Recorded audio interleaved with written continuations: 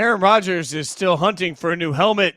He doesn't like the new helmets, says it looks like a damn spaceship, doesn't fit. Remember, helmet safety is an initiative by the NFL to try and help player safety, but that means certain helmets are approved and certain helmets aren't. That one looks like a spaceship. Yahoo Sports Daily. And it is a little big. I mean, Caroline, it is a little big on his head, in fairness. I was going to say he looks like a little kid putting on like his dad's old helmet that he found in the old, the memory box from high school. It does look pretty massive. He is making quite the dramatic face though, putting it on. It's not that bad. Like, yes, it's big, but it's like the drama from Aaron Rodgers. It's always drama with Aaron Rodgers. Just shut up.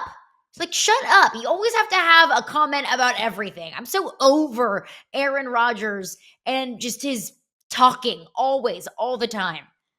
It's hysterical to me because, again, these are league-wide mandates on helmets. So every single player on every single roster right now through training camp is using an approved helmet. And we're only hearing one player complain about it, as always. And the hard part about it is Aaron says that we criticize everything he says and he just wants to be left alone. You can't really say that you want to be left alone, you don't want to talk, and then show up on Pat McAfee's show every week. Like, that just doesn't, the two sides don't align. And so, when Aaron speaks about these things, of course, it becomes a headline. And didn't he have a documentary crew following around his every single move not that long ago? Like, you want to be left alone, yet you want to be, like, he's like Tinkerbell. If Aaron Rodgers doesn't get the spotlight, he will die. Yet he wants to be left alone. And like, I do think, look, I understand, new equipment, it changes what you've been doing for the last 20 plus years. It's something you have to get used to. I do totally understand that. But read the room. The NFL has made such a push and has had such a massive focus on specifically head safety.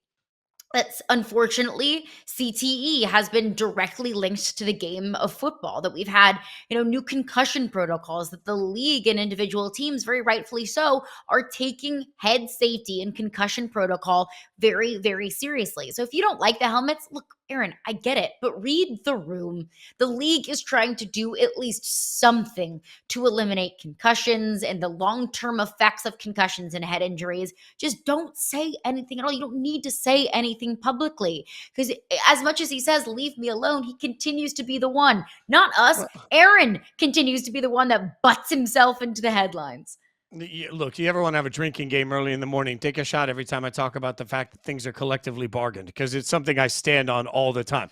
Whatever the issue is with the helmets was collectively bargained between the team, the league, the owners, and the Players Association. So if you don't like the helmets, you have a players rep on the Steelers that you can go to and say, hey, I'd like for the union to look at this. And then they'll go to all, 2,000 members of the union, and they'll decide if it's worth actually dying on that hill. Like, there's an actual process that exists. But this just brings back the constant thing for me, which is any of this really worth it? Like, this is the question that I asked when the Jets acquired Aaron Rodgers. What level of winning will it take to make the soap opera of Aaron Rodgers worth it? And the answer for the Jets was, you never really got any of it, so you don't know. I guess I'd ask the same question. Like, for the Pittsburgh Steelers, and for everything that's going on there, is Aaron Rodgers on the field still going to be so dynamic that it's worth everything else? I just don't know that we see that clearly. I don't know that there's an answer here that tells us that Aaron Rodgers is still a top 5 quarterback in the NFL. And if you're not a top 5 quarterback in the NFL, then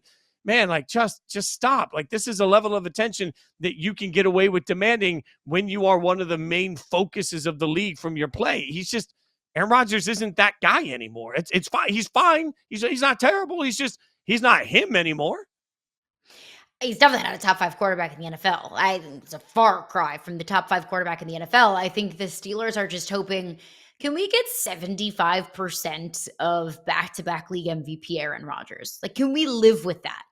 I will give the Steelers credit that they did something very un-Steeler-like this past offseason. Like, the Steelers don't go after an aging quarterback and sign him to a 1-year deal. The Steelers don't swap old players for more old players that don't really make an impact on your team. Like, it's very un-Steeler-esque, but they at least did something different. I mean, what's the definition of insanity? Doing the same thing over and over and over again and expecting different results. That's what we got from the Steelers for a very long time. They did the same kind of things. They ran their team the same kind of way. They would squeak into the playoffs and they would lose in the wild card round year over year over year. I do understand there's a lot of franchises. I think the franchises that we are fans of, Fitzy, where the fans would die to just get into the playoffs and lose in the wild card round. They'd be fine with that. But when you get the same thing over and over again after a certain period of time, ownership, fan bases, they get tired of the same thing over and over again. So I will give the Steelers credit for doing something different. That doesn't necessarily mean that it was the right thing or that it will pay off, but at least they did something different. I but they am didn't. opening the door, though, Fitz, that Aaron Rodgers might not be terrible. Like, he threw for almost 4,000 yards last year. You could say, well, the Jets were terrible and they constantly had to throw because they were constantly playing from behind. I do understand that. But I do think that there is a world where Aaron Rodgers still can be 75% of who he was when he was an MVP. And maybe that is good enough to win enough games to make the playoffs and even win a playoff game. I'm not going to put my money on it, but I do think that there's a realm of possibility where that exists. I would argue that he has lesser weapons in Pittsburgh and a lesser defense in Pittsburgh, and that Jets team still didn't win a lot of games. And yeah, he threw for some I won't yards. say lesser defense in Pittsburgh. I think the Jets defense last year was look, the Pittsburgh defense is still very good, but the Jets defense last year was supposed to be great. Like, it was supposed to be world beating defense. Remember, like, that's a defense that with Zach Wilson at the quarterback, man, they were still in games and the defense was getting frustrated. I think the Jets have the talent to be one of the better defenses in the NFL. So, it's not that the Steelers defense is bad by any means. I just think the Jets defense is better. And I would take the combination of Garrett Wilson and Devontae Adams last year over anything that the Steelers are going to put out. No offense to DK Metcalf. So, like, I hear you that, look, the yardage was there, but when we were watching the games, it didn't look like the Aaron Rodgers of old. Consistently, it didn't look like the Aaron Rodgers of old. And there were some games where there were really bad, poorly timed throws, some stupid picks, just those things. I genuinely don't believe right now that the wins above replacement. Like, I think the Steelers are always going to be a playoff team. So they're always going to be a 9-win team. So instead, they go out and they get Aaron Rodgers. Okay, Aaron Rodgers is going to win them what? One more game than Mason Rudolph would have? Though they'll be a 10-win team, maybe, but they didn't solve their long-term quarterback issue, so they're going to have to go through this every year. And they still didn't put themselves in anywhere near the same trajectory as the Chiefs, the Bills, or the Ravens. So what you did is you picked up somebody that is going to just always be in the news, and you're always going to have to answer to, which coaches, particularly Tomlin, have liked to keep out of the limelight. Think of the distractions within the Steelers organization and how quiet they were when they were Pittsburgh Steelers, right? Like, that's the way Tomlin does business. You can't do that business anymore with Aaron Rodgers that way. So you get a quarterback that is on the wrong side of the age bracket, no matter how we want to look at. The only other quarterback that's ever really been successful to this level, what we got, Brady? Like, that's what we're putting on him. Maybe if you want to buy the 1 year of Favre. So you got a 40-year-old quarterback that's declining, that is not who he used to be, that might be a little bit better than Mason Rudolph was, and doesn't solve your long-term answer. I think that at the end of the day, the Steelers are going to be who they always are, a mid-team that's like, not good enough to contend, and still not in any position to get quarterback next year. They're going to be doing this whole thing again. They're definitely not good enough to contend. You have to get past Patrick Mahomes and Josh Allen and Lamar Jackson in order to contend, and I don't think the Steelers are in their place to do that. But are they good enough to win a playoff game? Like, I think that probably is what the goal of this Pittsburgh Steelers team is this year. Win a playoff game. They haven't done that. How long? It's been how long since they won a playoff game? If I'm taking quarterback v. quarterback in a playoff game, Mahomes versus Aaron Rodgers, Mahomes, Josh Allen, Lamar Jackson, Joe Burrow, like, all of these are Justin Herbert, I just said earlier, hasn't won a big game. I don't know, but like, I don't feel any worse about Justin Herbert than I do at this point about where the Steelers and Aaron Rodgers are. Like, realistically, I hear you, but the Steelers, at best, the Steelers have the third best quarterback in their own division. Like, they're not even in the conference. At best, they have the third best quarterback in their own division this year. Which is, a division that has Joe Burrow and Lamar Jackson.